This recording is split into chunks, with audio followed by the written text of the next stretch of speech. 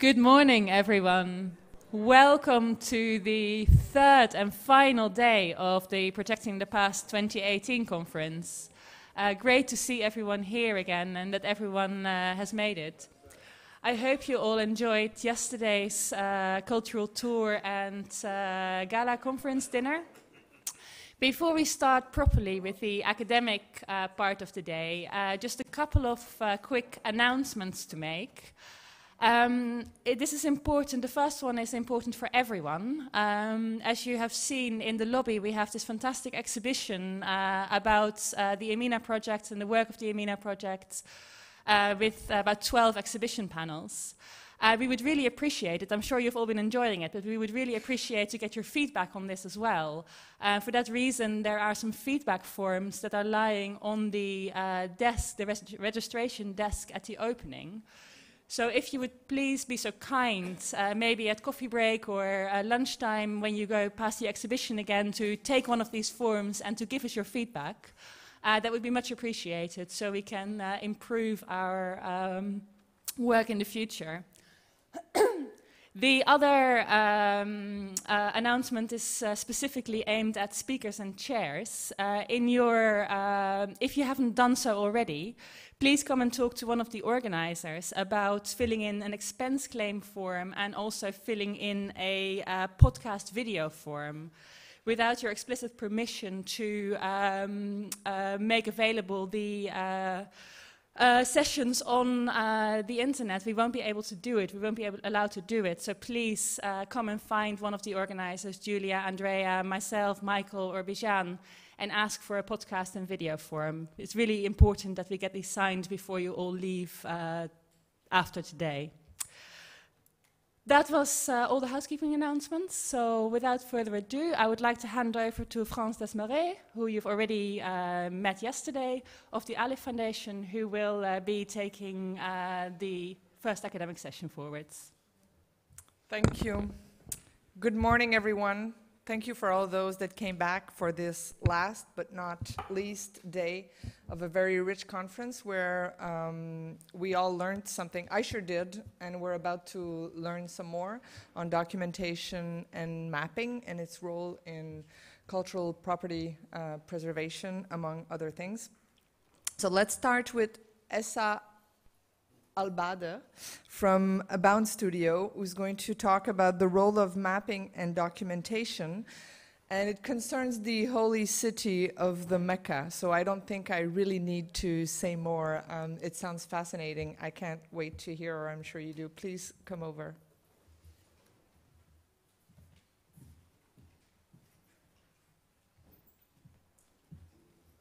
Oh, and I will be keeping time like a military so we can have time for discussion. So please stay within the allowed 20 minutes for your presentations. Thank you.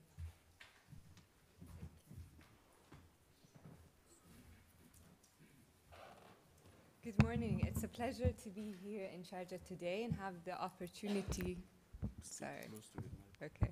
Is that okay? And have the opportunity to share our work and research on Mecca. I'd like to take this opportunity to thank all the organizers of this conference. It's been an enjoyable 2 days, and we look forward to an exciting day ahead. So I'll be speaking about the city of Mecca. And whenever we refer to Mecca, one immediately references the Grand Mosque, perhaps the clock towers around it. But very few would be familiar with the city of Mecca. What I hope to shed light on today is the urban context of Mecca and what lies beyond the Holy Mosque. Furthermore, I'd like to highlight our research method and the role of mapping and drawing throughout our process of documenting and archiving the city. I should state that we are by no means the first to document Mecca. But where we position ourselves is to be recording Mecca from multiple perspectives. So this is through partnering up with many entities of different backgrounds, one of which is actually Art Jamil, who has kindly sponsored our research in the past. But where we started was in 2015. We partnered with the Architectural Association in London. by launching an AA visiting school program titled Mecca versus Mecca. The title stems from our initial observation of Mecca, where we found that there's an invisible boundary that divides the Mecca of the pilgrims to the Mecca of the residents. And this was the starting observation that led us to establish a workshop and a research platform that aims to study and archive the city of Mecca and what lies beyond the Grand Mosque.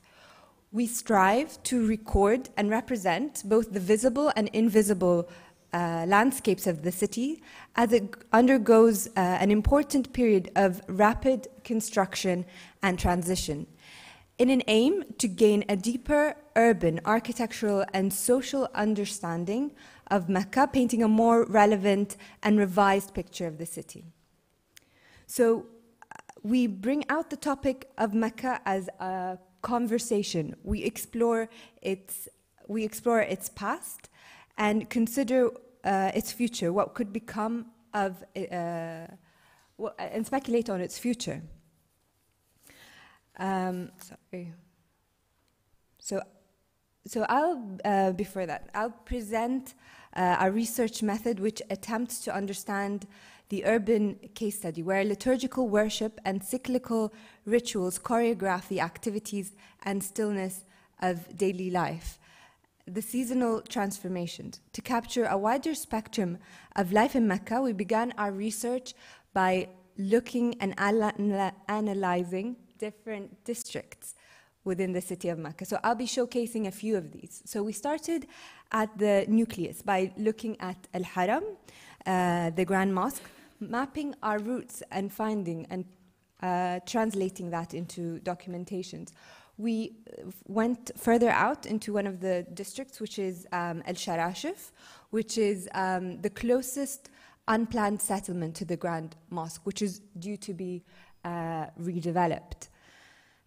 We then went into Al-Hujun, for example, which used to be on the outskirts of Mecca, where housing the cemetery of Mecca known as Al-Ma'la, which is on your right. And it shows how the scale of expansion of the city has taken shape over time. We also looked into another district known as Al-Masfala, which was very telling of the geographical and tectonic qualities of landscape.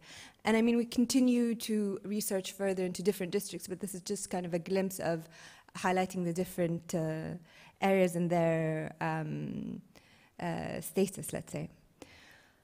So to create structure within the data collection process, we standardized the microscope through which we study and witness the city. As means to establish a common denominator for evaluation, within our archive books, we established certain themes. So for example, one of these themes is materiality, and what we found is through documenting and concentrating on materials, it could be very telling of the social status, the economy of the economy of the district, as well as the age of the building. So these elements become indicative of life of each area. We also looked into fenestration, for example, which is very telling of the social engagement of the people to the neighborhoods and surroundings, as well as the relationship between public and private domain. So it was really about how open these buildings were to the street. We looked into social groups to understand who lives in these districts, what are their backgrounds and their histories.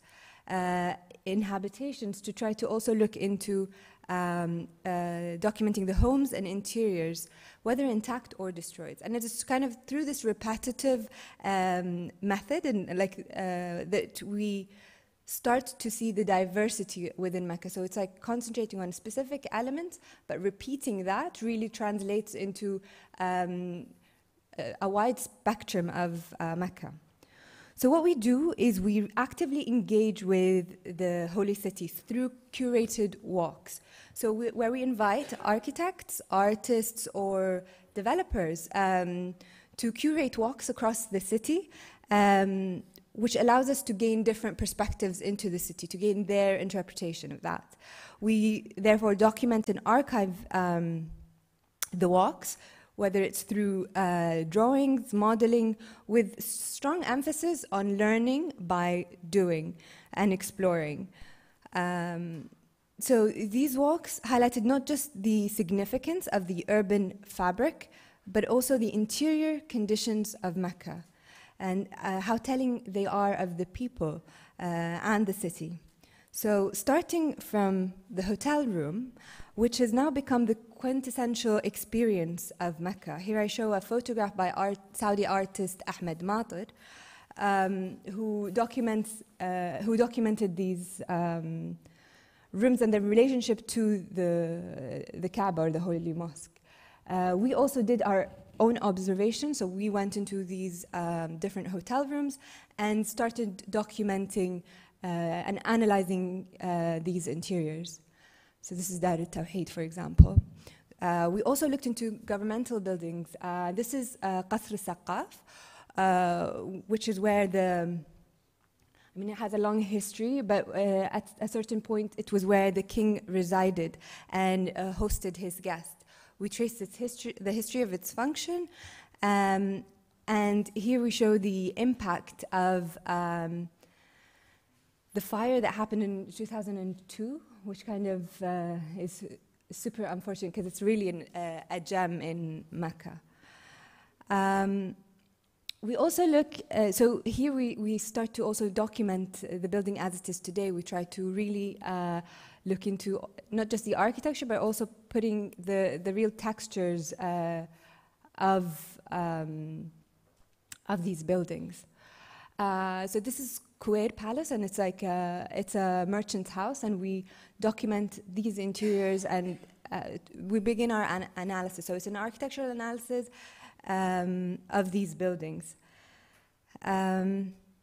So these are a few typologies. We also looked into many others. So I'm just kind of showing a quick glimpse of that. So progressing now from the analytical archives, which is the base of all our research, I'd like to talk about the vignettes and the role that they have. So for us, we utilize these vignettes to reveal the observations that we have of Mecca and the experience of Mecca. They aim to bring out the story of Mecca to life. They link the city to its imagined prospects.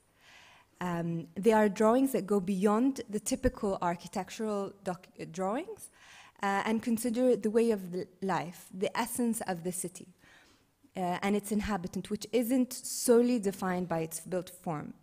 I'll begin by presenting the first vignette, which highlights the sensory qualities.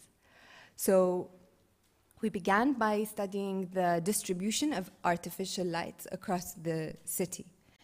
Here, light provides an alternative dimensional study of the city.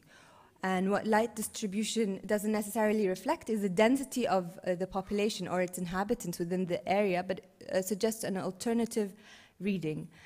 Darkness across the urban landscape does not indicate that it's less populated, so all these dark zones doesn't reveal that it's empty, but actually it talks about the social distinction that can almost be seen as a wealth distribution within the urban fabric. So here this is an interesting contrast. So you see all the darkness of what appears to be dark is actually only lit on the ground level in these unplanned settlements within Mecca. And here we see a drawing that maps the route. So the red line across maps the route from Al-Haram to Sharashif, which is the unplanned settlement. This slide represents the light distribution within the unplanned settlement, which relies on the storefronts, lights, the car lights, which become an important element in creating the public sphere in these unplanned settlements, as opposed to the uniformity of light in the nearby Jabal Umar development, which is only a few minutes away. So the students here wanted to document that within almost a 5-minute walk, there was a complete contrast, a very severe contrast, and they wanted to kind of elaborate on the relationship of light in creating this distinction. So here we're talking about the invisible landscape that I mentioned in the beginning. It's not to say that light is invisible, but it's the impact and the distinction across the city. So it's all these subtle nuances that we try to pick up through our field study.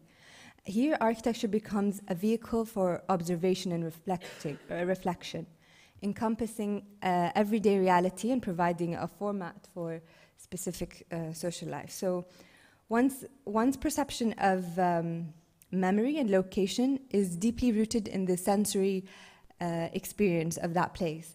Light, as well as sound, play an instrumental role in formation of everyday events and the seasonal transformation of Mecca. They are an integral parameter to understand how the mosque and the city functions.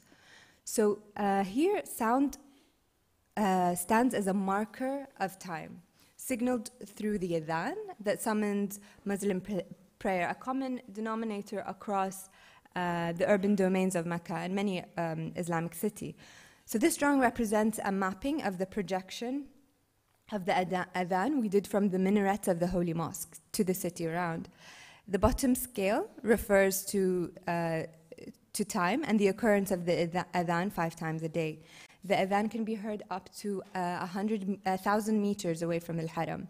So it's the consistency of the sound projection of the adhan that's in contrast to the narratives relayed by the night skies and the artificial lights.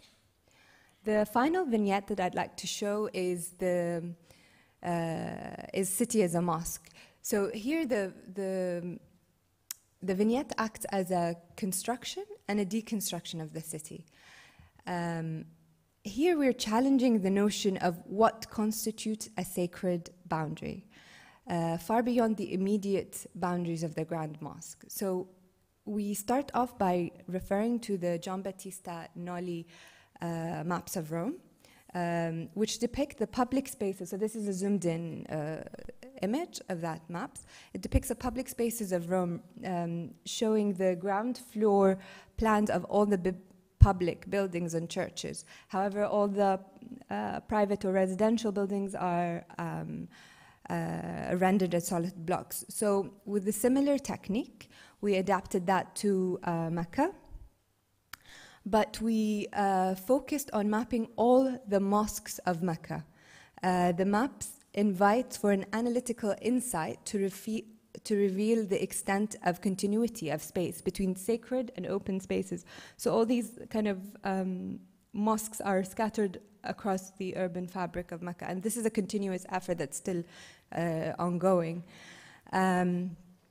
The graphical simplicity of the plan depicts the mosques as an extension of the city fabric, giving a sense of how the public understand and use prayer spaces of the city.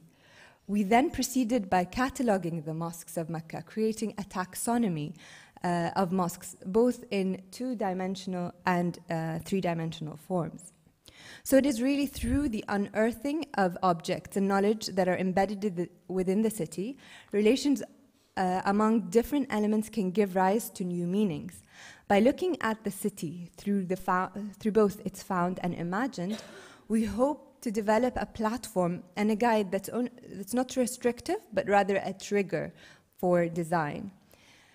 In this rapid stage of the city's transition, the elements that are the elements often most vulnerable to the forces of urban erasure are the ones seen as archaic, but can often be the most valuable point to trigger progression.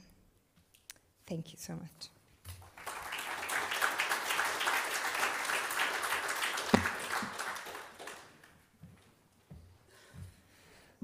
Thank you, Essa. I hope I didn't scare you because you still had 5 minutes left. But thank you so much for this insight, drawing from the specific to the general taking us into the urban and social fabric of a most holy city and site. Thank you so much. I'm sure we will have many comments and questions after. So next I would like to welcome Mustafa Alta from the College of Mass Communication and Humanities at Ajman University in the UAE, who will present on the role of digital documentation in the heritage documentation in the United Arab Emirates. Thank you.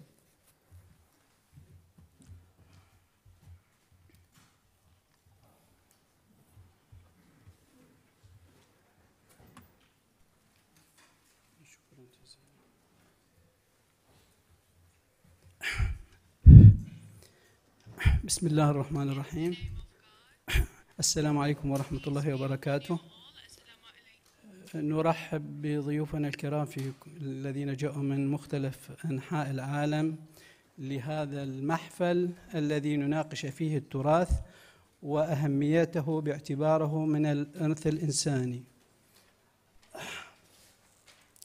نحن اليوم في هذه الورقة سنناقش التراث ليس كاستعراض للتراث، وإنما نوظفه بمتغيرين. المتغير الأول التراث كمتغير إنساني يمثل ذاكرة الشعوب ويميز هويتها، وبين الاتصال الرقمي كونه الوعاء الذي ممكن أن يحفظ التراث وينقله إلى أجيال وينشره ويسعى إلى التوعية بأهميته.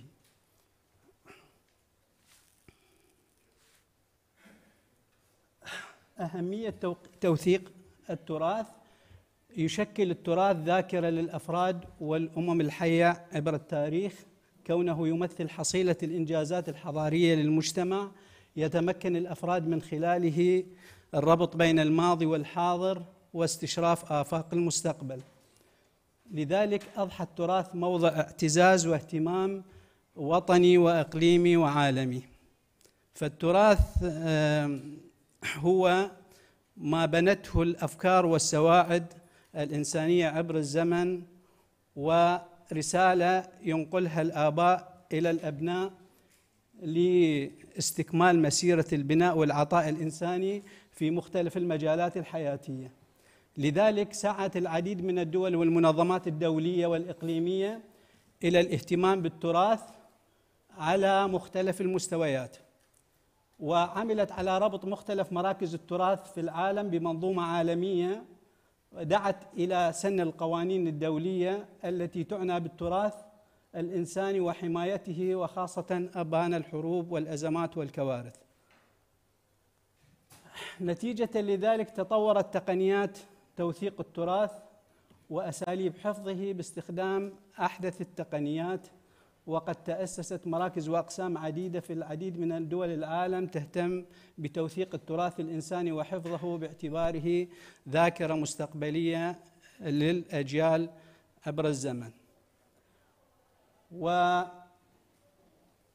أسباب متعددة طبعاً للاهتمام بالتراث والاعتزاز فيه، وخاصة في هذه المرحلة التي تعتبر مرحلة تاريخية فاصلة بين ماضي تقليدي وحاضر ومستقبل تقني، قطع أشواط كبيرة في مضمار التسابق في وضع بنى أساسية للتراث تميز كل مجتمع عن المجتمع الآخر بحسب لون وطبيعة وتركيبة كل مجتمع ومستوى قدرته على التأثير في الفكر العالمي. فمن بين هاي الأسباب طبعاً إحنا بالمجتمعات العربية نهتم بالتراث ونهتم بحمايته كرسالة ليست فقط إنسانية لمجتمعاتنا التي نعيش بين ظهرانها، ولكن كرسالة للتواصل مع العالم وربط مجتمعاتنا بالعالم والتواصل معهم والتفاعل معهم في كل القضايا التاريخية التي تصحح الكثير من المسارات الخاطئة والتي حصل فيها تشويش عبر الزمن نتيجة لعدم وجود قنوات للاتصال والتواصل في الماضي البعيد، ونتيجة لتباعد الشعوب. أما الشعوب اليوم أصبحت تعيش في في بنية إنسانية واحدة تتواصل يومياً وتتفاعل وتنقل ما لديها من رسائل للأجيال وتعطي عطاء إنساني تفيد كل الأمة الأخرى، ويصير تعاون بدل من التنافس والصراع. وبذلك أصبح التراث لهذا السبب هو وثيقة ووسيلة للتعارف والتعاون بدلاً من التنافس والصراع. فننظر إلى التراث كعرب باعتبار أهم مصادر المعرفة، ذلك أن كثير من مصادر المعرفة تعتمد على ما خلفه الأسلاف للأبناء، ولم تأتي المرحلة التقنية التي يعيشها العالم اليوم ومرحلة التطور العالمي في كل العلوم كطفرة نوعية، وإنما استندت إلى ماضي قريب وبعيد، واستندت إلى أسس وقواعد أسس لها الآباء الأوائل في مختلف أنحاء العالم. 2، يشكل التراث النسيج الثقافي للمجتمع.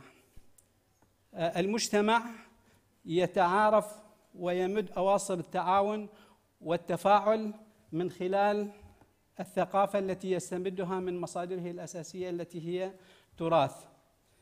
فكل إنسان ينشأ على هذه المعمورة لابد أن يرجع لاستقراء ماضيه ويعرف حقيقة وجوده وعلاقته بأخيه الإنسان في مختلف أنحاء العالم. ولذلك كل المصادر التي نعتمدها اليوم هي عبارة عن تواصل مع المصادر التاريخية للماضي التراثي الذي عاشه أجدادنا في مراحل زمنية مختلفة. 3، يعد التراث ذاكرة أو الذاكرة المحفزة للسلوك في المجتمع. ما السلوك إلا هو انعكاس لما يحتويه التراث من قيم وأفكار وعقائد وعلوم. التراث أيضاً يعتبر من المصادر الأساسية للمنظومة القيمية في المجتمع، والمنظومة القيمية هي التي تشكل هوية كل مجتمع، كما تشكل طبعاً صورة المجتمع أمام المجتمعات الأخرى.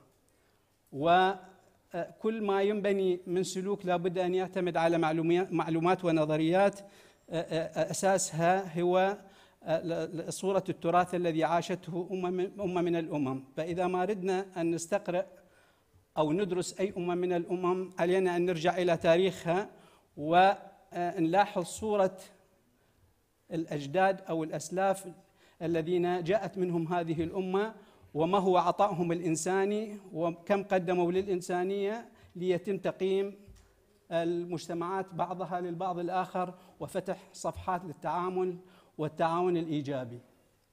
5، يمثل التراث الهوية المميزة للمجتمع، وبالتالي كل أمة تعرف بتراثها، وكل ما ينسخ أو يضع الآباء هو عبارة عن علامات مضيئة للتعريف بالمجتمعات وتمييزها بعضها عن البعض الآخر.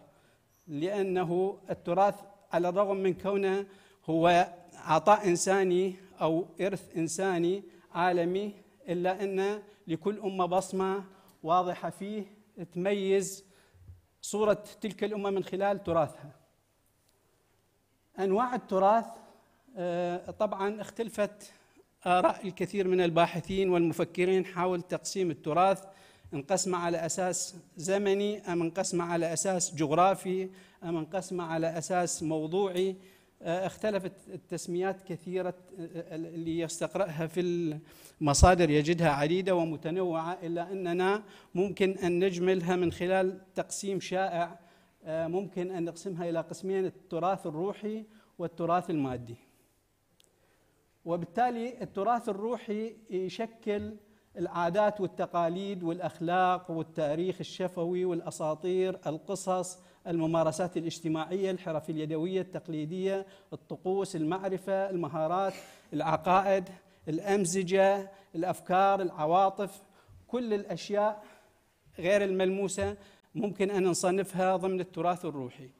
وبالتالي الروح تسمو على البناء، لأن البناء هو من نتاج الروح، وكل ما سمت الروح وارتقت كل ما تطور الجانب الثاني هو التراث الروحي. فهناك علاقة جدلية بين كل كيان أو تكوين روحي وبين كل تكوين مادي.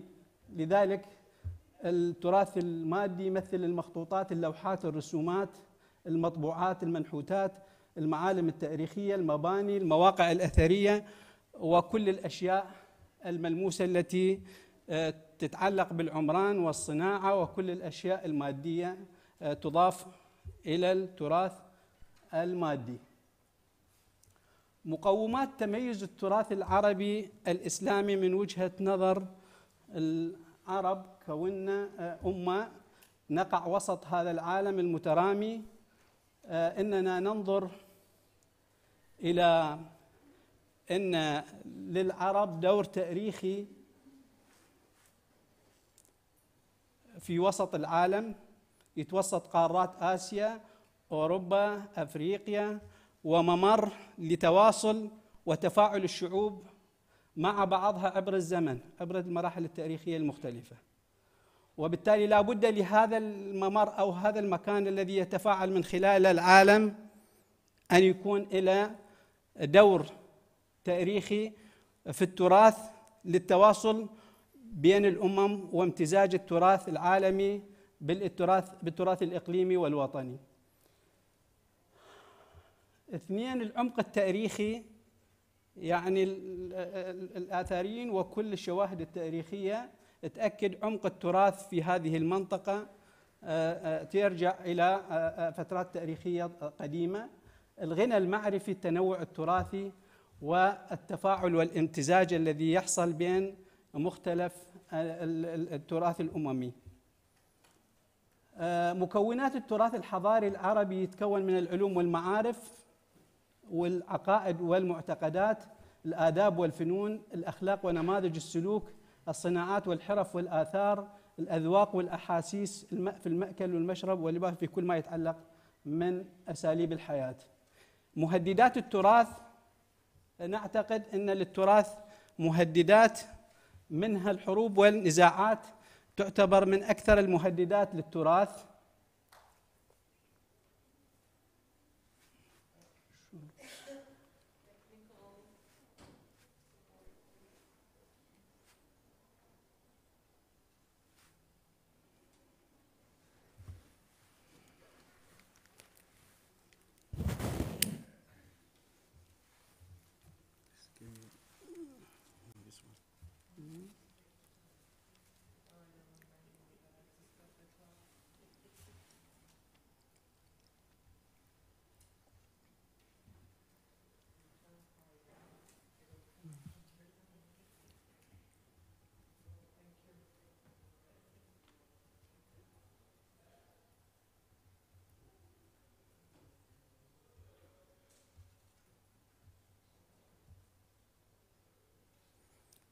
فالحروب عانت الأمم كثيرا من الحروب والنزاعات، وذهب جزء كبير من التراث الإنساني نتيجة بعض المشكلات والحروب التي جرت في العالم، ودمرت الكثير من التراث في عدد من الدول والأمم العريقة التي لم تمتلك الحماية لتراثها.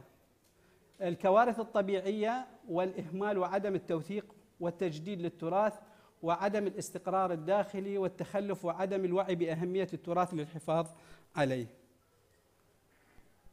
الآثار الاجتماعية التي ممكن أن تنجم عن فقدان أي أمة لتراثها، طبعا كثيرة هي المشكلات، لكن أهمها ممكن أن تسبب في فقدان المجتمع لاتجاهات التطور السائرة فيه، فقدان المجتمع لعدم وضوح الرؤية لمقومات البنية الاجتماعية والبيئة الاجتماعية اللي يعيش فيها، يحصل فراغ ثقافي، تفكك في منظومة القيم، التفكك الاجتماعي، عدم الاستقرار، عدم وضوح الهوية المميزة للمجتمع، وفقدان وظيفة التواصل مع المجتمعات الأخرى.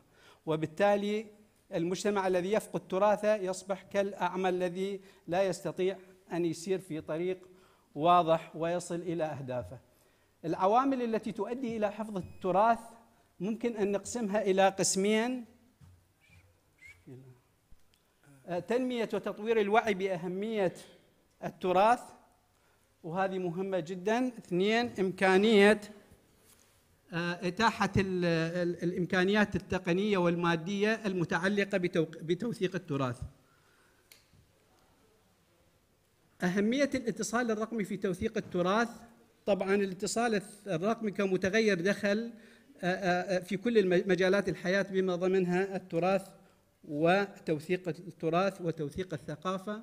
أتاح الاتصال الرقمي إمكانية امتزاج الثقافة بالتراث، أي تحويل كثير من الإرث الثقافي إلى سلوك ثقافي، التراثي إلى سلوك ثقافي.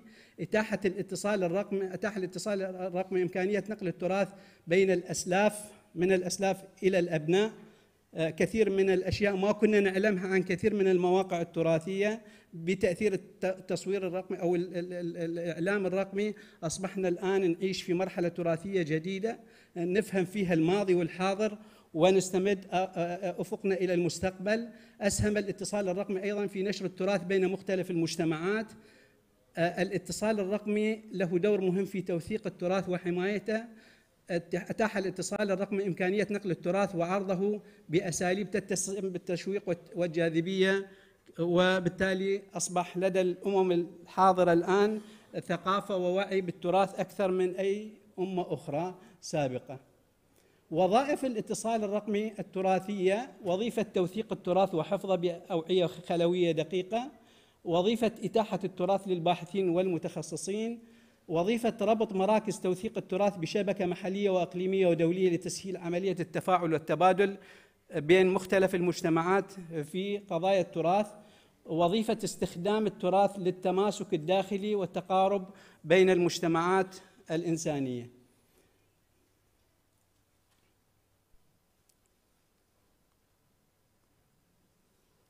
دور الاتصال الرقمي المؤسسي في التوعية بأهمية التراث: استخدم التراث في المؤسسات المعنية بالتواصل للتعريف بالتراث والتوعية بأهميته، استخدام المنتديات وغرف الحوار للتوعية بأهمية التراث، فتح قنوات للاتصال والتواصل مع الزوار والسواح للتعريف بأهمية التراث، استخدام المدونات وأشرطة الفيديو في الترويج للتراث، واستغلال المطبوعات الرقمية الإلكترونية في الترويج للتراث. بالأخير يعني في خاتمة لأن تأشر الزميلة أنه الوقت يمكن شارف على الانتهاء، نوصي بإنشاء أكاديمية متخصصة بدراسة وتطوير التراث وتوثيقه. نوصي أيضا بطرح برامج ومناهج تعليمية بمختلف المراحل الدراسية للتوعية بأهمية التراث وطرق توثيقه وطرق أساليب حمايته والحفاظ عليه. إنشاء قوة عسكرية دولية خاصة لحماية التراث في مناطق الحروب والنزاعات التي لا تتمكن من حماية تراثها وإرثها الحضاري. تأسيس مركز دولي للتوثيق يحتفظ بنسخ إلكترونية رقمية لتراث الشعوب في مختلف أنحاء العالم. وتوثيق اتفاقية أو توقيع على اتفاقية تحرم المساس بتراث المجتمعات للمحافظة على الخصوصيات.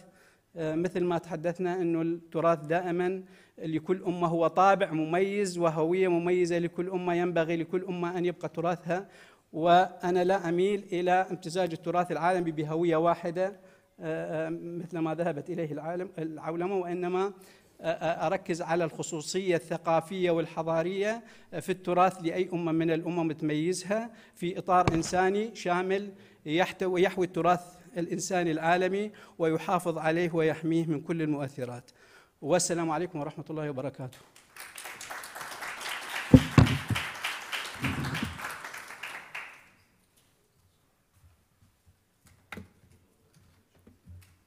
Shukran jazilan, Dr. Halta, for highlighting, among other things, the importance of understanding the past to ensure a peaceful future, and for stressing the role of heritage in peace building. So our third speaker of the morning is actually two speakers. So it will be our third and our fourth speaker. I have the pleasure to welcome and invite Ellen and Michael Mallinson. I believe Ellen will start and Michael will take whatever time up is left. I'm still chronometering this very carefully, and everybody stuck to their timing, and I'm grateful for that. So Michael and Helen are going to talk about what they've been doing, interesting work through a Western Sudan Community Museum mapping project. Please, Ellen.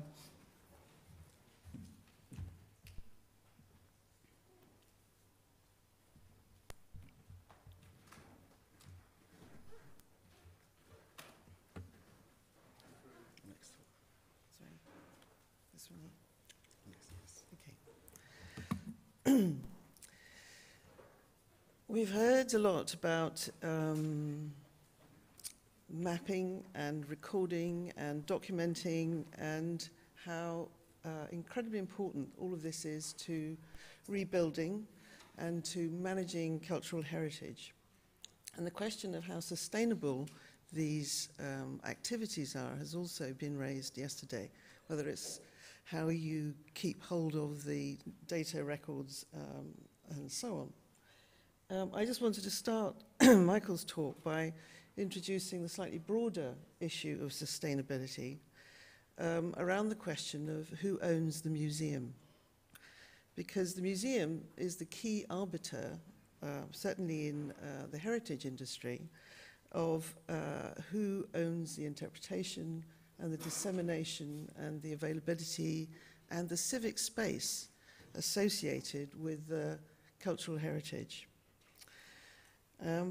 Interestingly, where's my second slide? Where have I got? Okay. What? Oh, God. Back. Okay. Some of you will be old enough to remember this. Sorry, you can't hear me? Okay, sorry. There are two big museums in London. One is the British Museum, which is the kind of archetypal owner of cultural heritage as archaeology, as a kind of treasure, as a kind of guardian of artifacts from around the world. And the other is the V&A, which in many respects looks like the British Museum as a kind of place, but starts from a very different perspective in the great exhibition of 1851. And the idea of Prince Albert that it was all about trade and developing the creative industries, and through that, world peace.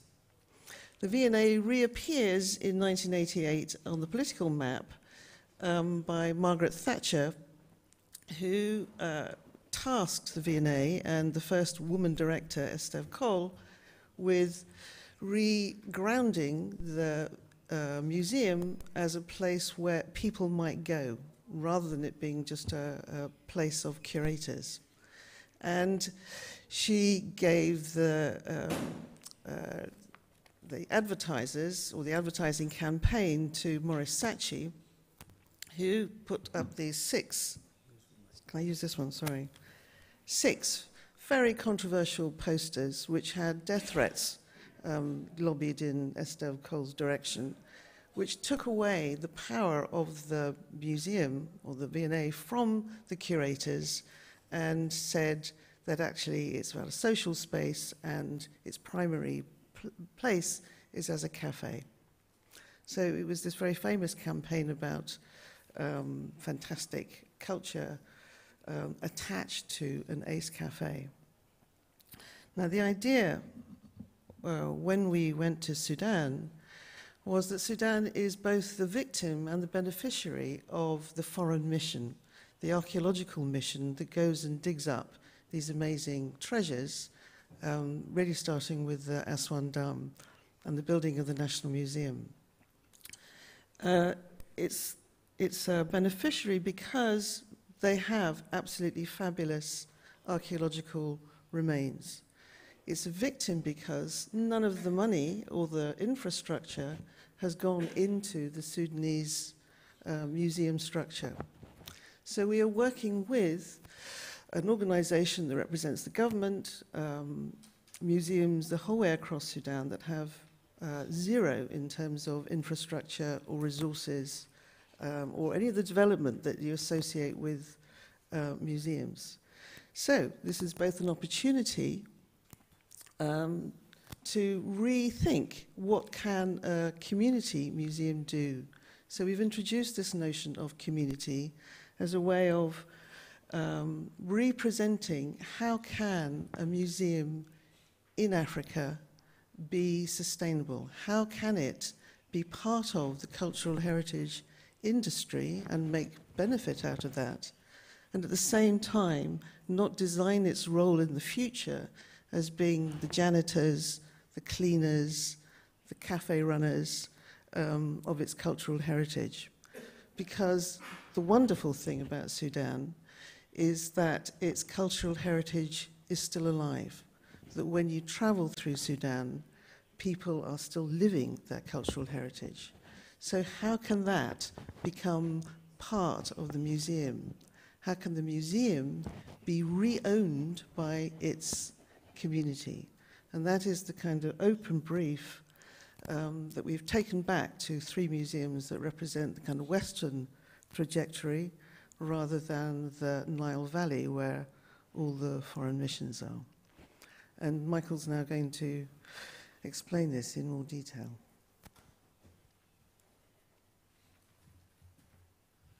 Thank you very much. Assalamu alaikum. Thank you very much for inviting me today. Hopefully this is... So very briefly, this is Sudan. Everyone knows Sudan. Is this a pointer? No, maybe it is. Maybe it's not. Right, so Khartoum is here in the middle. This is the River Nile. And basically, the project we're working on covers the western part of Sudan. All of this western side is currently unreachable by even international people. It's in the red zone. It is currently a war zone. But El Obeid is on the border between Khartoum and the west. And our remit was to try and create heritage museums for the people who live in Western Sudan. And we started in Omdurman. Omdurman is the city where the Khalifa settled the people of Western Sudan in 1885 after defeating Gordon in Khartoum. And we lost him. Is he coming back? Sorry. Are you back now? Okay. Basically, we lost him completely now. Oh, there he is. Okay, before he goes again, quickly, the Khalifa needed to keep an army in Omdurman to protect him against what he expected to be an imminent attack. And so he insisted that the whole population of Western Sudan moved to Omdurman and settle around him. And he created a pilgrimage tradition of visiting the Mahdi's tomb 6 times a year for all the tribes of Western Sudan. And as a result, not only did he bring all the people from Western Sudan, but he brought all the trade from Western Sudan. So Omdurman is a very fascinating city. It is an instantaneous pop-up city created as a center for trade and spiritual values. And it was also a place where the communities of Western Sudan identify themselves as their sort of capital city, and they describe their arrival there as the Great Migration, and still people in Omdurman refer to the Great Migration. And this is a good opportunity for us because it is still the Great Migration. The wars and conflicts in Western Sudan has resulted in the population of Omdurman growing from 20,000 to just over 2 million in 10 years. And those 2 million people represent a significant proportion of Western Sudan's population. So as the first community museum, we have an opportunity there to create a location for them to express their culture. El Obeid is on the way to Western Sudan and is the place where Kordofan has its capital city, and is also a major refugee center. Over 70% of the population. Closer mic, like that better? 70% of the population are refugees, and from both South Sudan, Nuba Mountains, and from Darfur. And then Nyala itself, which is the second biggest city in Sudan, constitutes probably about 1/3 of the population of Darfur. So nearly 2 million people now. And yesterday, the IPDs were declared by the Sudanese government as no longer IPDs. They are now suburbs of Nyala. So Nyala has overnight become 3 times the size it was before yesterday. So to show very briefly what the heritage looks like in terms of the local communities who we're serving, this is the Ummah Party having a reunion in the Khalifa House, celebrating the culture and heritage of the Ansar, who are the direct descendants of the Khalifa and the Mahdi families. And they see the Khalifa House as being the sort of cultural and spiritual expression of the Ansar tradition. At the same time, it is also seen by the Wali, the local governor, as being the centre of the whole of Omdurman's 2 million population, which is about 100 and 200 maybe different cultural people. El Obeid celebrates its much more specific Kordofan culture, but as you can see from when we arrived at the museum, the Nuba people greeted us, and the Nuba mountain dancing is what actually you see and presented as Kordofani culture, even though they actually come from South Kordofan, and this is North Kordofan. Below you'll see a gathering of heritage and traditions that were brought for our celebrations, which Zaki attended last week, which celebrates the community bringing its heritage together. On the right you can see them actually gifting gifts to the museum. And finally Niala, which is in Darfur, which we visited last week, which has been closed for 12 years. It opened for one day in 2006 and closed immediately because of the conflict situation. And Zaki went with Ikram last week and reopened the museum as a community centre. And it is a place, an opportunity for the heritage of over 100 communities living in that part of Darfur to have its cultural expression be available to the school children living in Darfur. The problem with Niala is that Niala is nearly 75% women and children, and the education groups there have very little identity anymore because they've been moved from their 100 different locations. And so this museum gives an opportunity to create a place where children can come and visit and actually see the heritage which they've lost. So this is a great opportunity to bring together this process. Now to do this, there's the challenge of Darfur itself, which is a mountainous territory the size of France with no roads, or maybe one road actually, I think, and 3 airports, and very little knowledge about the heritage from the local people. But one of the advantages of the Sudanese is they all love their heritage, and so one of the great ways of gathering heritage is to ask people, where is your heritage and where are you from? Oh, we just lost them again. I'll be back in a second. We're waiting. So basically part of our project is to put together I don't know if it's going to come back or not. Oh, it is. Is to put together a map of heritage of the area so that local people can express it and discover it. We have the benefit of 2 studies, one done in 1953 by Glencairn Balfour Paul, who, as you probably know, is a very close friend of the Sheikh, or was until he died 10 years ago.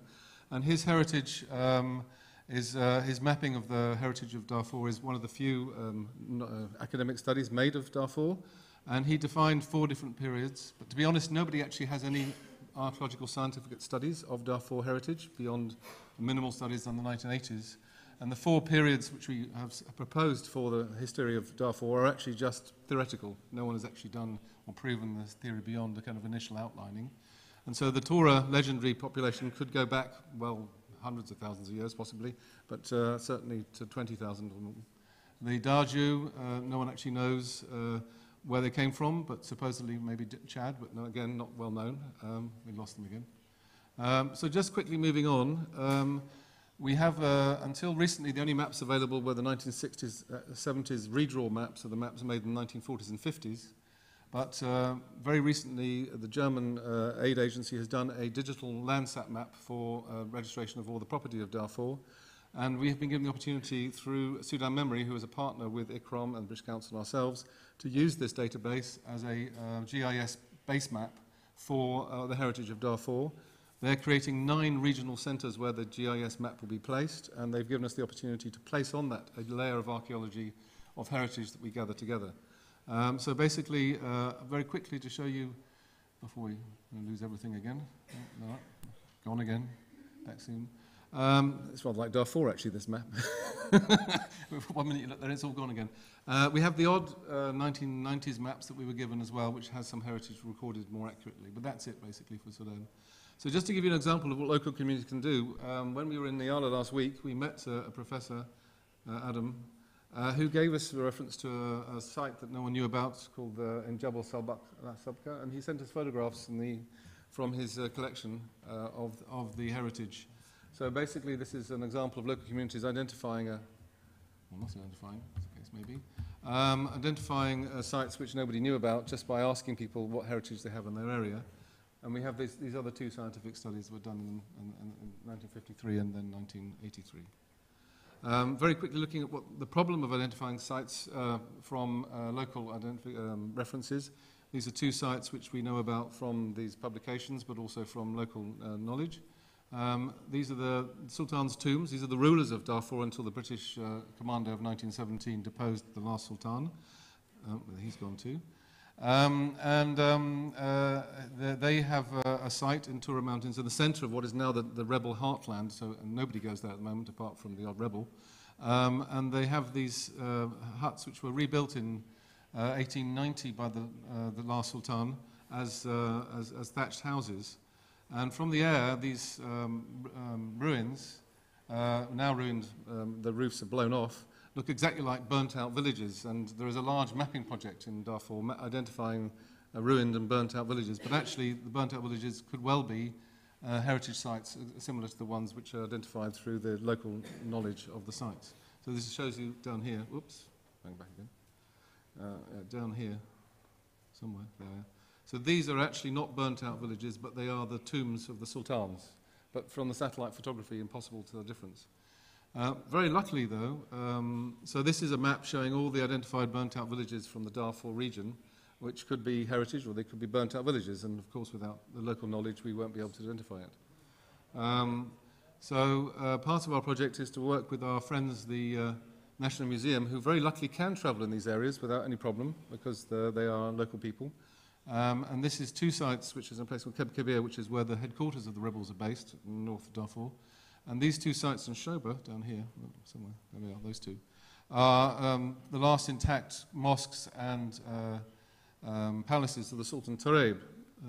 So from the air, for our satellite photographs, we can identify them from, as these sites, which we know from the Glen Cairns publications. These are his drawings, Glen Cairns drawings in 1953. And then, whoops, in a minute, we'll be back again.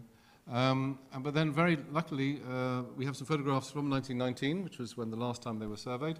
And then in 2017, we were able to, the National Museum was able to go back and do the first records. And this kind of ground truthing means that we can actually transform sort of very ancient records and local knowledge into real heritage. But we don't, at the moment, NCAM is not trained in the satellites and the nice drones that we saw yesterday. But we're hoping to train them to use some of this technology and some of the iPhone technology and therefore improve the mapping techniques. But at the moment, this is what we can produce from those drawings, their measured surveys and photographs. But as you can see, a very unique, interesting monument, particularly interesting because it's identical to a church which was identified as El Ashir on the Nile Valley, suggesting that possibly there are pre-Islamic origins to some of the cultural heritage in Darfur, which nobody knows about yet. But again, this is all speculation because no one's been there and no one's excavated it. So it's like France without any studies done. And then this is a Venetian palace. It's a Shoba Palace, which is a 1760s, 70s building.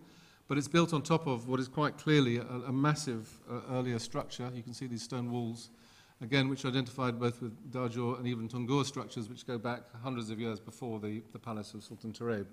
So potentially, if this site was surveyed and then possibly excavated, we would have a very good stratigraphic evidence for the history of Darfur in that region. And this just shows the extent of the structures around the palace. So the palace is this little structure here, there.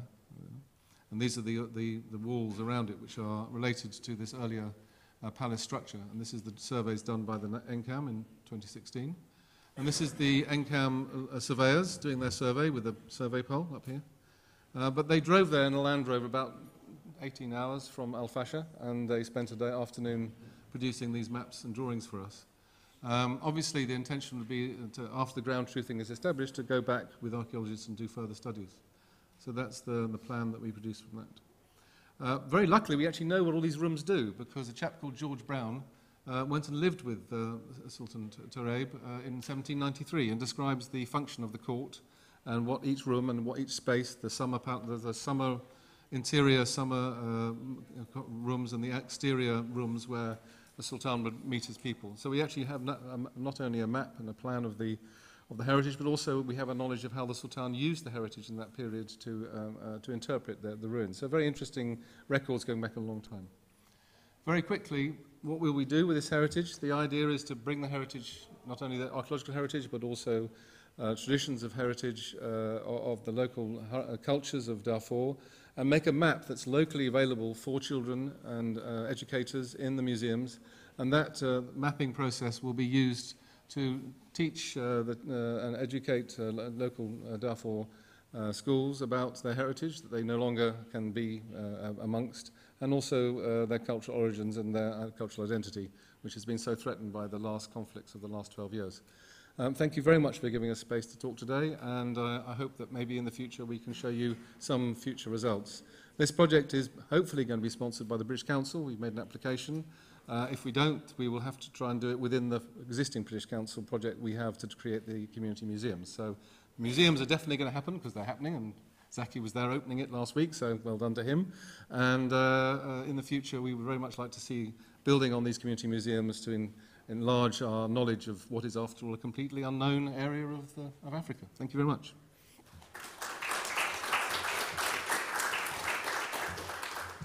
Thank you, Michael. Thank you, Ellen. Thank you to both of you.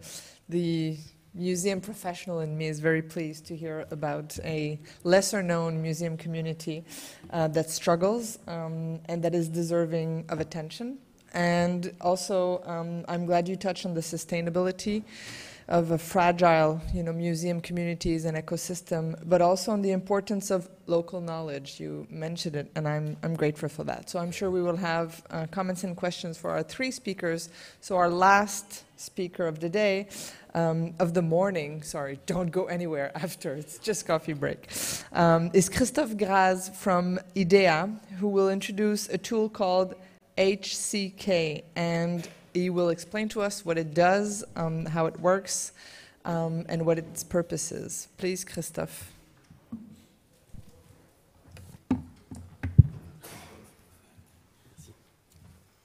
Merci, France. Let me just go to the beginning of the presentation. Okay.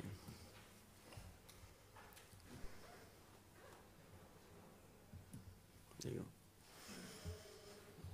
First of all, I wanted to, hello. I wanted to thank the organizers for the organization of the meeting.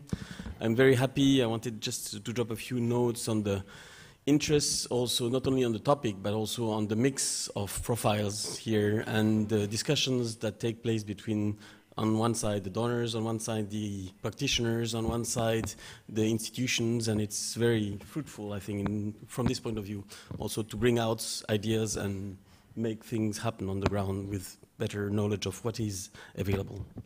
So this presentation is about to introduce you with basically a tool that we've developed in-house within IDEA through projects. I mean, we didn't mean the tool itself is not the objective. The tool was designed to achieve other objectives in the projects that we used it for.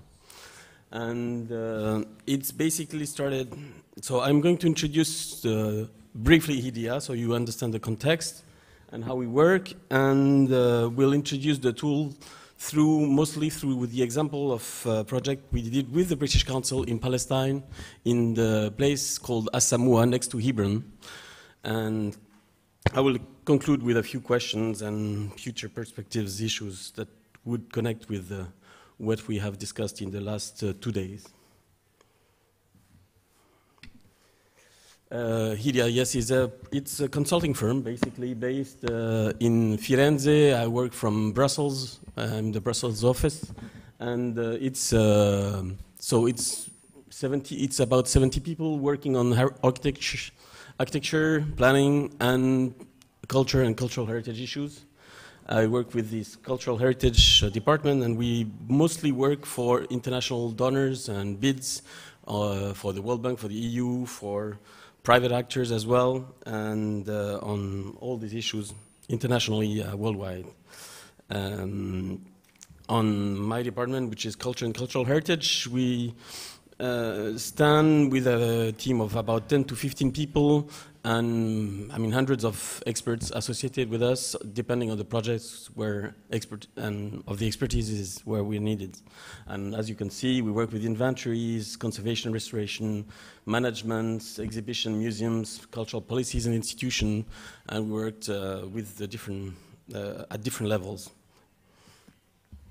So now, straight to the point about the tool, which is, we named it IDEA Collector Kit, but it's just an inside name. I mean, and we haven't labeled it formally. We haven't put a patent to it, but it's mostly, as I mentioned, developed for the needs of the project. And it's basically made to, the keywords here are user-friendly tool. And it's a methodology that is meant to collect data in the most efficient and most easygoing way for different types of audiences and for as much as possible information that you can tackle.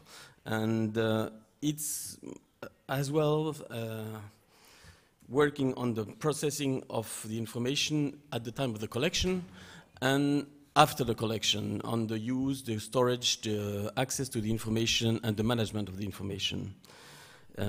As you see here, it's supposed to speed up the process and facilitate the survey on the field and recording, but also to improve the quality and quantity of information, because through the digitized world, we can improve the quality of the pictures, we can improve the quantity of the pictures, and you don't have to worry with these tools about where you put the pictures, naming them, storing them. It's all automated, and it's basically, this is the key element here. It's all the information that you take on the ground. You don't have to worry about processing it later. It's automatically processed through the tool, and you end up, the end result is usable and exploitable to the most possibilities. I mean, also within databases, within storage issues, and so on.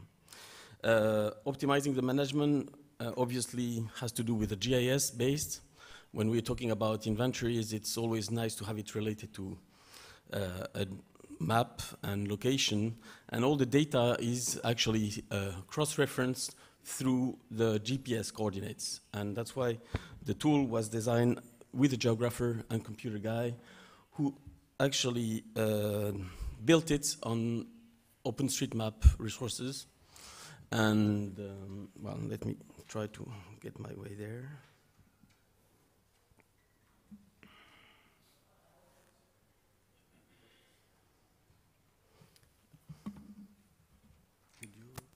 No, I didn't press it. Okay. I think you press. Where?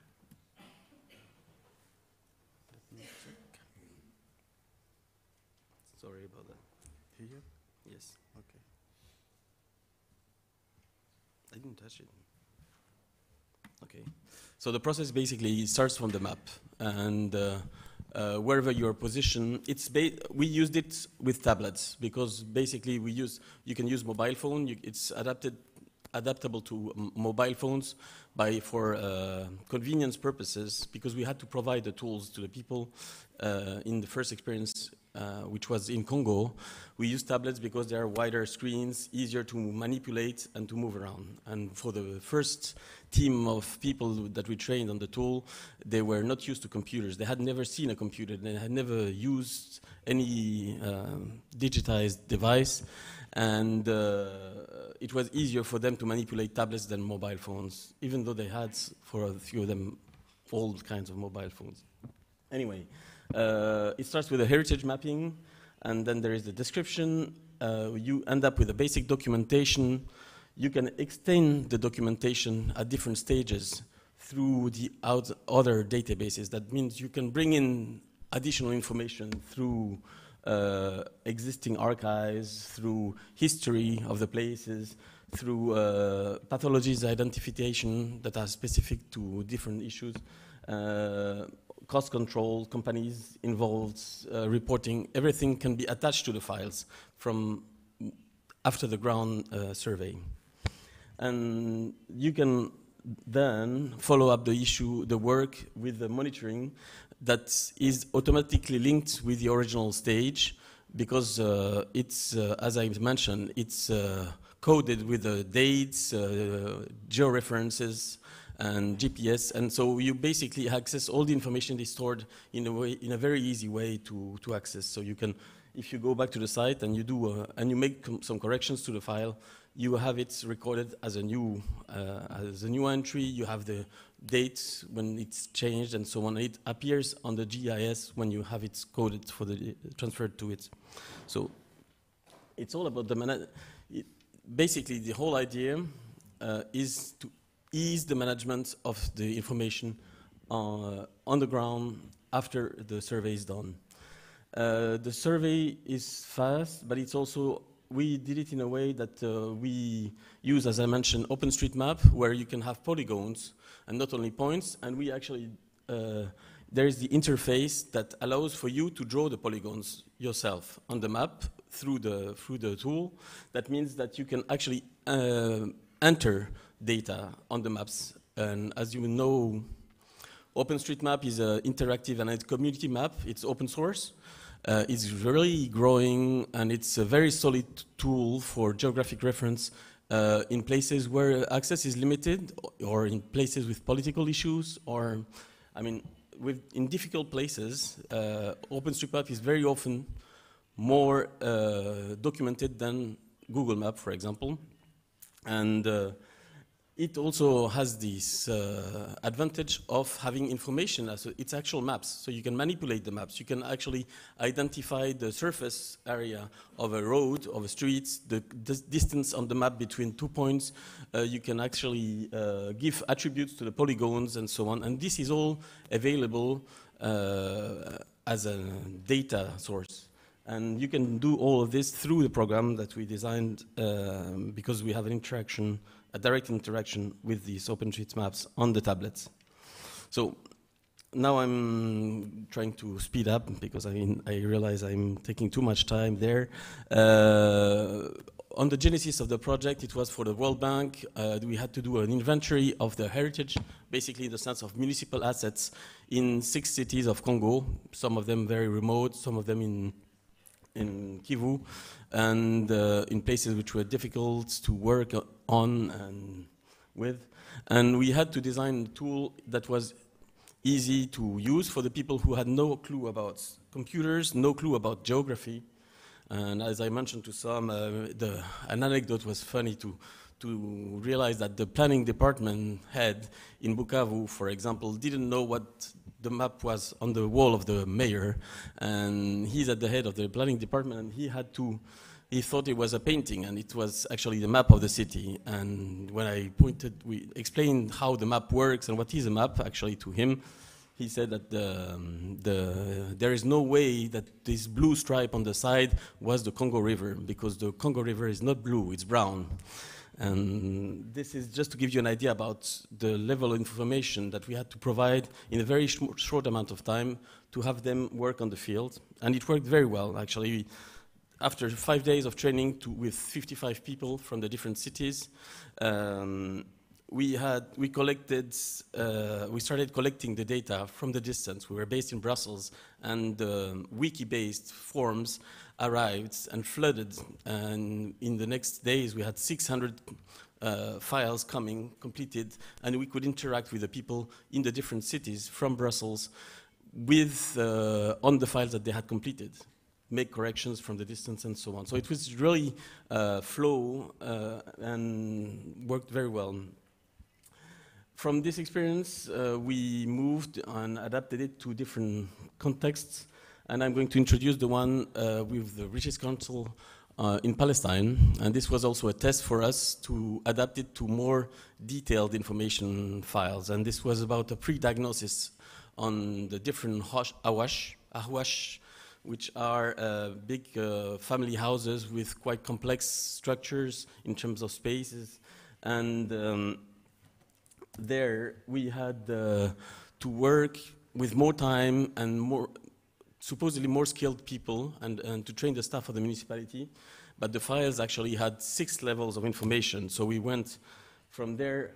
You still have the same process, but we had 6 levels of information in the file. So you basically start with the general information of the building, and you go all the way to the details of the mortar's composition, for example, or things like that.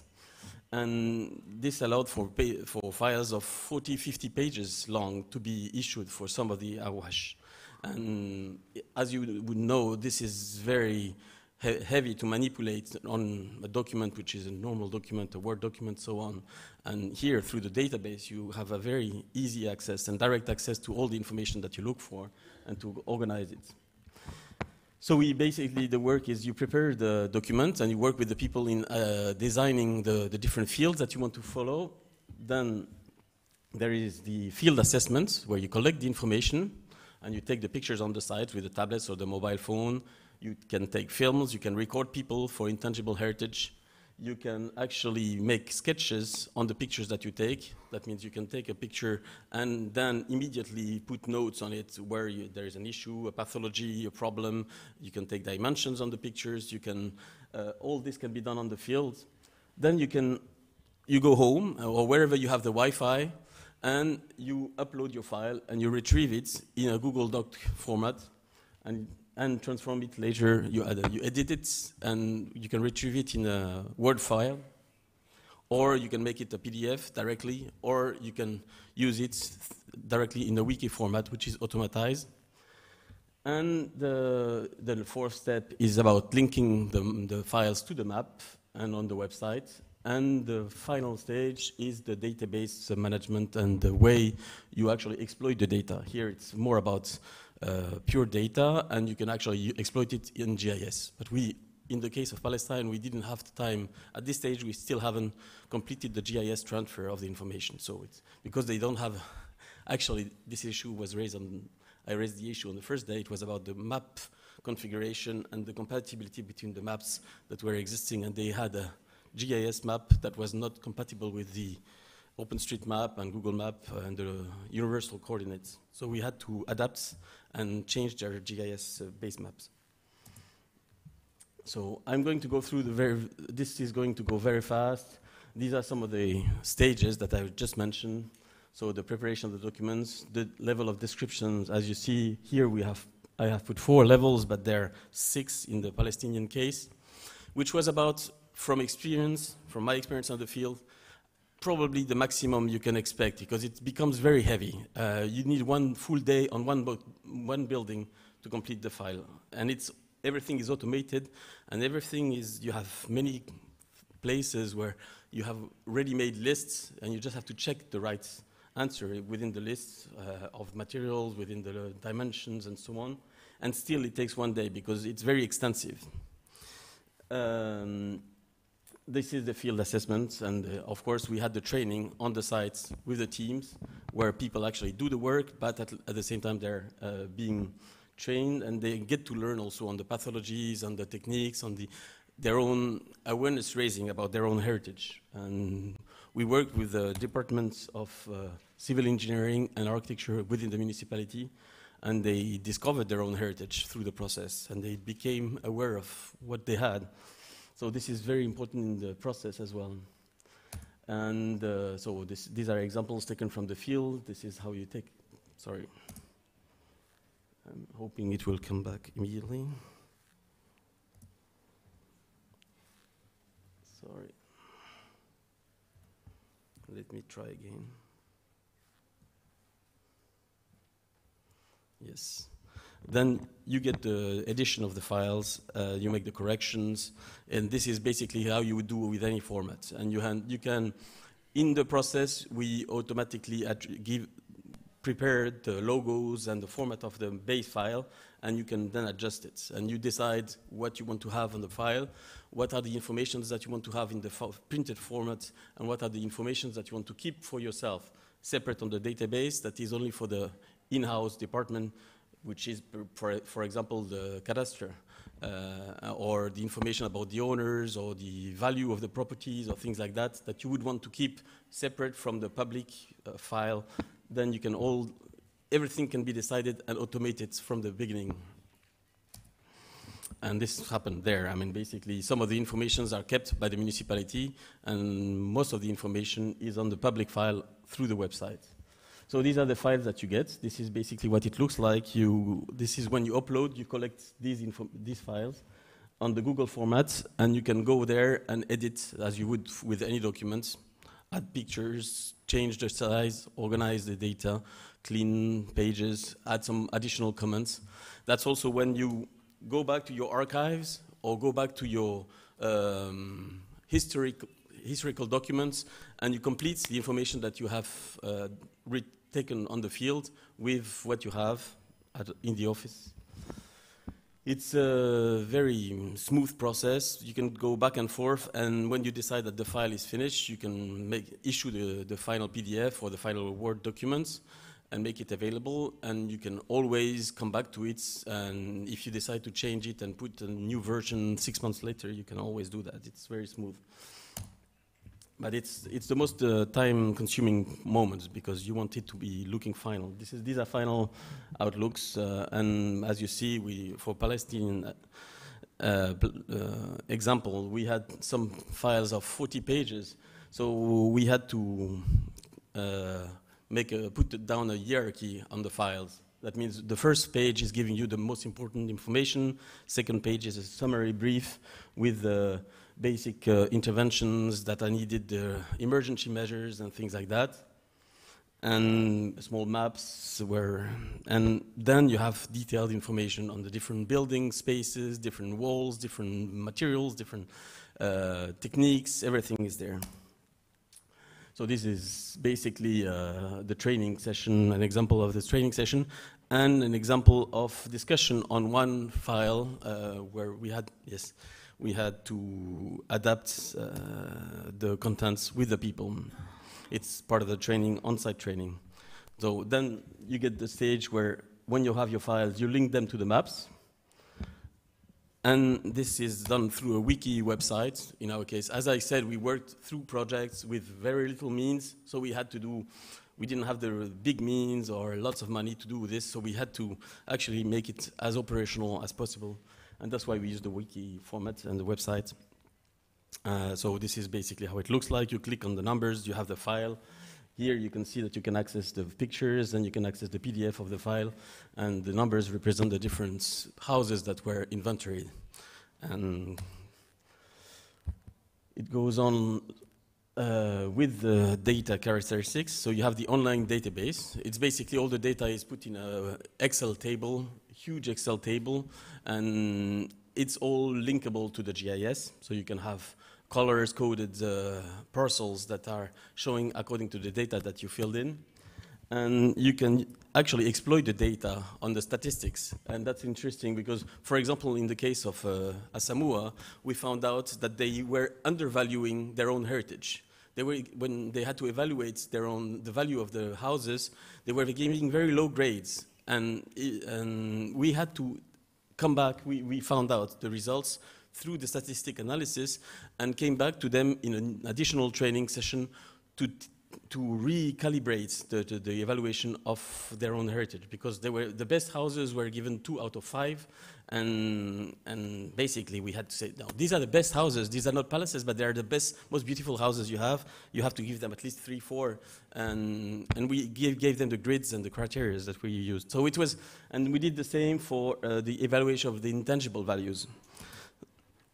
So I'm finishing there with the 2 slides. I will not go over too much over the 3D access, but I will just explain it now. We found it's very flexible. It's basically made with bricks and it's adaptable. This is a really survey and a system that can be used for maintenance checks, for monitoring of sites, for the follow-up of works of a company. When you build a project and you do the daily meeting with the companies that work on the sites, you can use this kind of tool. It's very smooth for wider inventories, but also for intangible heritage, because as I mentioned, you can work with audio, you can record people, there is a voice recognition system within the tablets and the phones, and you can speak in your language and it writes down very well the text that you speak about. It's also very easy for correcting all the mistakes because it's automated recognition, and also the pre-recorded fields allow for all the spellings to be right and corrected immediately, so you can access the information in the right way through the database. It's very compatible with the 3D models, and we are actually waiting for projects where we can actually develop the compatibility with the 3D models, so that within the 3D models, such as the ones that were presented in the last days and the one presented by Bruno, and that we did also for Palestine, you can actually enter the model, the 3D model, and within the model, adds nodes or connects the information to the files, and the other way around, going back from the files to the 3D models. If you miss a picture from after the visit on the style, you can go to the 3D models, take the picture, add it to the file. Things like that are accessible and easy to put, but we are waiting for new projects to put them on. And yes, I'm almost done. And as I mentioned, it's optimizing the management. It's quite easygoing. It's very light in terms of size. It's doesn't require huge servers. But again, this is all very flexible. And in terms of perspectives, I mean, yes, as we mentioned in the last day, there are many initiatives. I think, yes, we basically started from the ground with our own operational experience, and we wanted to extend the process as much as possible. And we are very open to any collaborations and perspectives to match and to work on adding on or using other tools. We're not, I mean, as the idea, as I mentioned, we developed this for our own projects, but we are ready to extend the work and develop it more through other project collaborations. It's for free. I mean, we're basically not looking for any income out of it. It's just for the sake of the best possible tools. We are, of course, here also for endangered heritage, and as obviously it also works very well for fast and quick processes on endangered heritage.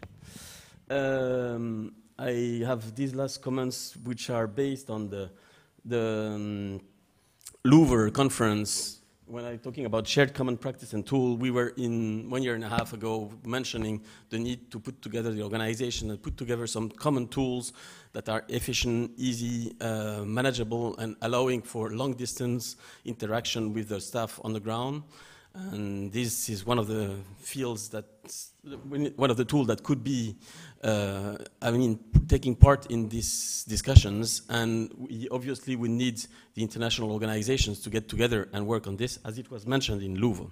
With Zaki organized this conference in the Louvre and in Lens, and it was very nice to have everybody there, UNESCO, ICROM, ICOM, but obviously we had to cut short. And anyway, yes, as I mentioned, you can follow up from the long distance, and this is the example again of Bruno's works and the perspectives on the 3D. I'm, yes, leaving it there. This is to thank you. I'm going to thank you now.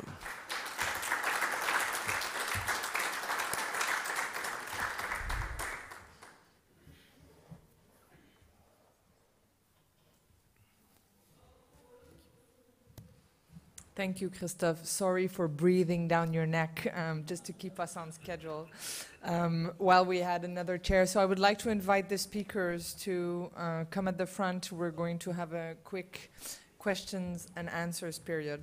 I know I have a couple of questions, but I will give the floor first to the audience because that's the priority. And whatever question I won't have the chance to ask, I'll make sure to ask during the coffee break. For example, when it concerns digital tools, there's this question of compatibility that we may want to talk about.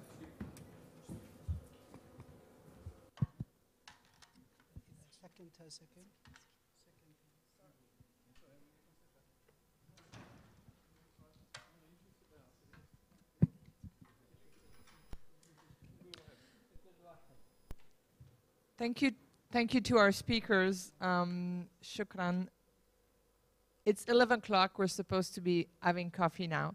So, but it's important we take this 10 minutes we had to go over some questions and comments that you may have. So I would like to give the floor to the audience first, please. Anyone would like to ask a question or comment? Zaki. Somebody bring a mic to the boss.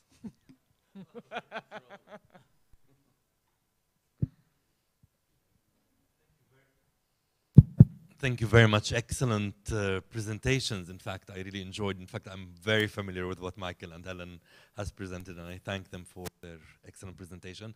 I have more questions for Hassa and Christophe because I also found their presentation fantastic. It's the first time that I saw what Christoph used to describe to me without images, you know. So now I could relate more to it. Hassa, just directly, I wanted just to ask you, your excellent study of Mecca, which is really a very important, I think, step in understanding what's happening now to the cultural heritage of Mecca. In fact, we had a forum earlier this year, and Mecca was very much discussed. So I feel like your study is really important in perhaps future strategies for the planning of the Haram and also the surrounding areas. Is there, I mean, with your excellent work, where you're going? I mean, are you working with the government? Are you influencing, future decision making and how the planning should go in the future? So that's my question to Hassa. And my question more to Christoph. You mentioned about the compatibility with the GIS, etc. We have a GIS lab here. We're going to start an MA program soon.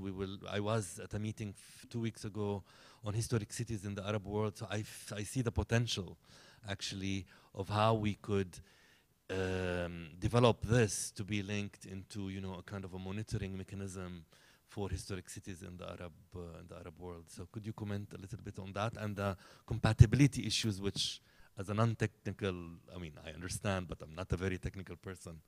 Could you tell us a little bit about the compatibility of the program you have developed with the GIS? Yeah. So I think, yeah, it's okay. So where we're going with this research, I think it's a good question. So first, I think on the first day, we discussed the role of documentation in influencing management. And I think it's definitely something that we are, the point of our research is to kind of share this knowledge in order to influence whether it's urban planning, whether it's design for the future, and how to manage the expansion of Mecca. What we do usually is we have this open platform. So we're always engaging with the public, and we feel that it's a very strong effort and very necessary to help not just raise awareness locally, but also you start to get a lot of information and different perspectives of the city. What we are in the process of developing is firstly like a manuscript and an archive book that can be shared and read by different people. So people that are more interested in the historical background, or people that are more engaged with urban planning, or depending on what your purpose is for the city, with Mecca. The other thing that we're working on is to produce an exhibition of this work. So where we exhibit the work, we share it on different platforms, whether it's in Mecca and Jeddah and in the region, and also we look into sharing it in London, where we're also based. So it's always about kind of a conversation. We never see it as a closed dialogue, or like we always try to bring people, even from their different backgrounds, whether they're journalists or whether they're historians or architects. I think it's really important to have a wider conversation. Yes. In terms of compatibility, do you hear me? Yes. Yes, of course, it's a very important question. The first thing I would like to say is that the way we developed it in-house, it's not meant for any kind, unlike the software yesterday presented was where there was this sample testing on all the mobile phones. We did not look for universal capability for the use of the tool. It's basically, the tool is built with open source bricks, computer bricks, which are in the sense that they're elements that have been collected by the computer team that are available and that are supposedly compatible with almost all tools like Apple or Google, or interfaces are, yes, and Unix and all this. And so most of, from experience, the thing is working on different brands that we used, and we never faced any incompatibility with any specific device. Sometimes it looks a little different from one to the other, but it basically works on all of them. And it's based on an Excel, the data is based on an Excel format, in Unix format, but compatible with Excel. And so it's basically all the GIS systems are using Excel as a source for the information. And they're all compatible with Excel-based format. So basically all the GIS tools can take directly the data from and automatically collect the data from the Excel table. You just have to attribute the columns or the data to the maps that you want to have. And you can directly link, appear on the map with the data can show on the maps directly from the table. So basically if you, for example, I'll give you an example very basic. If you give values to the different plots of, or different houses, and you have a map of these houses, on the map, according to the value that you have on the table, from 1 to 5, for example, you have the red, the 5 will become red, will show red, and the 1 will show green, and it will be automatic. And the map will update itself as long as you update the database. So when you change, you work on a house and you restore it, and it becomes, the color will change automatically from red to orange or to green on your map. And this is what it's meant to be for the management. And it's the same goes for the monitoring of the sites. We were talking about it for Abu Dhabi, for example, because they have teams that are working and surveying more than 450 sites around very different, very wide distances. And they don't have the human resources to do, to work, to do this monitoring, regular monitoring of the sites. So basically, the monitoring of the sites can be, is really processed through this system, would be automated, and the people would not have to work from the office anymore. They would go on the site, complete the data, update the information, and immediately when they're home, upload it, and it's there. And it's there with the date, with the people who did it, and so on. And you don't have to worry about processing, putting names to pictures, adding, organizing your files. And also, I didn't mention this, but when you work in big offices for the management, you have different people working on the same files or interacting from different angles. And many times you don't know where the access is, somebody works and registers its pictures in one way, the other does it in another way, you don't know where to find them. Everything is in this system, you don't have to worry about it. It's all in one place and coded in such a way that you just have to type your keywords, your GPS, whatever, look at the map, and you have the access of the information. So in terms of compatibility, it's based on the GIS through the Excel file. And in terms of computer systems, it's, as I said, it's Unix-based. So. Yeah, thank you, Zaki. I know that this is a concern as a former person who's worked on inventories, and now as a funder, it's definitely something that I'm concerned with.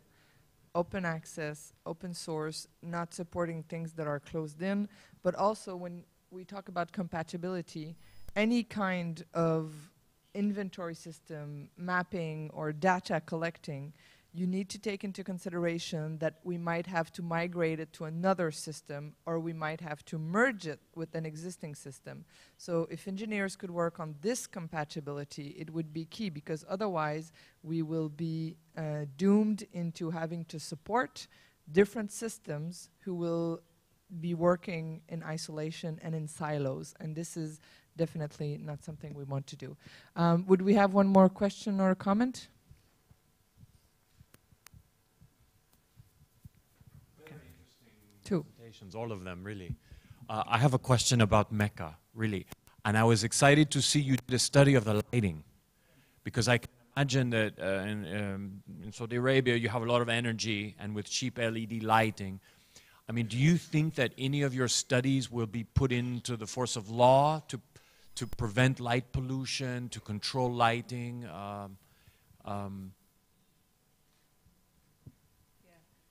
Is there a problem with light pollution there? I imagine, yeah. I'm not sure if we can call it light pollution. So there you have a very special condition where, so the mosque itself, the Grand Mosque, needs to be super well lit, and you exactly. And when you're there, you have this kind of feeling that even if it's 4 in the morning, it doesn't feel like it's 4 in the morning. You know, because it's there's no time limit. There, the sense of time is very different to any other city because it's constantly shifting and it's always about the movement, actually. So in terms of light pollution,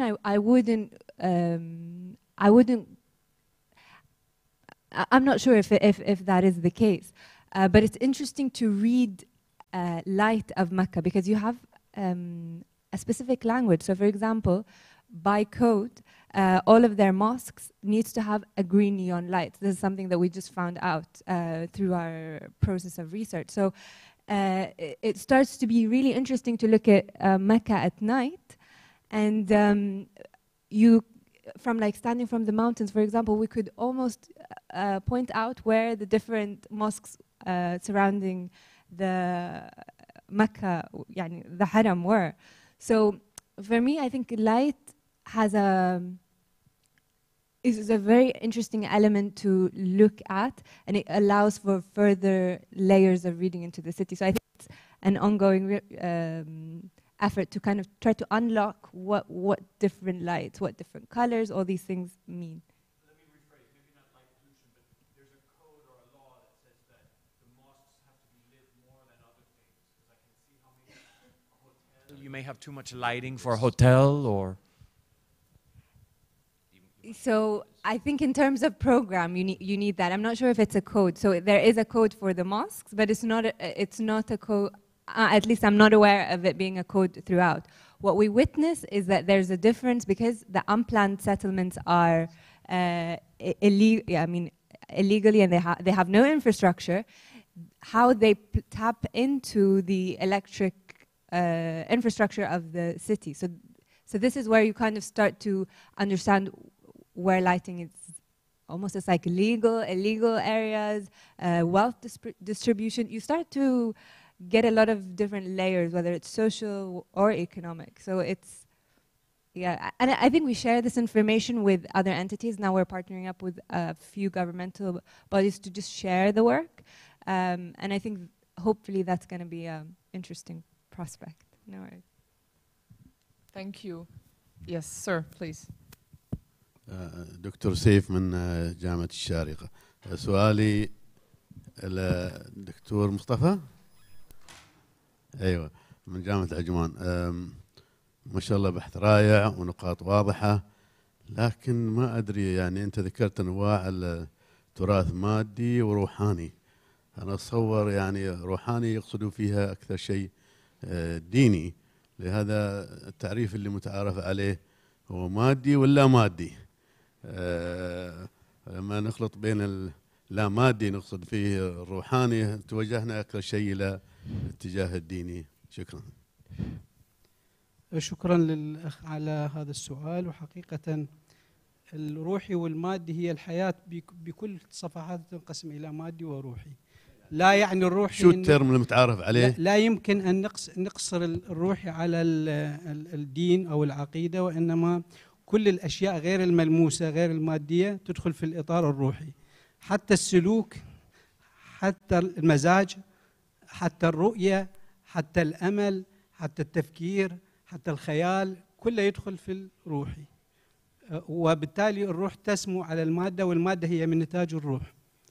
وكل الأشياء التي لا نلمسها كالعمارة والفن والنقوش والوثاء، كل الأشياء الملموسة هي نتاج وإسقاطات للروح على المادة، فتظهر بشكل إنجازات. وحقيقة حتى في الأوراق التي احنا سمعناها هناك تمييز كبير بين الثقافة وبين التراث وبين الحضارة وبين الروح وبين المادة، وهذا في طبعا جدل عميق. دائما كل الأشياء التي في المخيلة وفي الذاكرة تدخل في إطار الروح، وهي انعكاس لروح الإنسان وقدراته العقلية وقدراته الذهنية، خياله وين يمتد. والمادة هي كل الأشياء التي نتجت أو أنجزت نتيجة لخيال العقل أو ما أنتجه العقل. كل الأشياء المادية التي نلمسها في المادي هي من نتاج العقل، والعقل هو انعكاس لروح الإنسان. فالروح تتجسد في العقل والخيال وكل الأشياء، الأحيان المنظورة وغير المنظورة. بمن فيها الشعر والعاطفة وكل الأشياء تدخل في الروح. شكرا جزيلا. أنا أتصور أنه في ترمولوجي متعارف عليها، يعني أنه مادي ولا مادي، ما عندنا روحاني كيف تفسر اللامادي؟ هذا اللامادي شيء ثاني. يعني هو غير المنظور وغير الملموس. وين يدخل؟ يدخل في إطار الروح وفي إطار الرؤية وفي إطار الخيال. لأنه في ناس ما يؤمنوا بالروح أصلا. اللي ما يؤمن بالروح هذا عنده مشكلة، لأنه الحياة من دون روح عبارة عن شيء لا يمكن فهمه. احنا نفهم المادة والمادي، كل الأشياء المادية من خلال الروح، والروح تتجسد في العقل وفي الرؤية وفي الخيال وفي التخطيط وفي كل الأشياء. فالأشياء التي لا يقبلها العقل لا تقبلها الروح، وبالتالي لا يمكن أن نفصل الروح عن العقل. فالروح هي الحياة بتجليات العقل، وكل الأشياء التي تنتج عن تجليات العقل نتيجة الطاقة الروحية هي عبارة عن إفرازات للأشياء المادية التي نراها مجسدة في إنجازات الإنسان. شكرا جزيلا. Thank you. If you don't mind, we can continue the tangible, intangible conversation because it's a very interesting and very important one over coffee. Actually, in some countries, I think Ethiopia, the coffee serving tradition is intangible heritage. Thank you so much to our speakers. Thank you, everyone. It was very interesting. Again, we've learned some things, and we'll take a short coffee break. Thank you.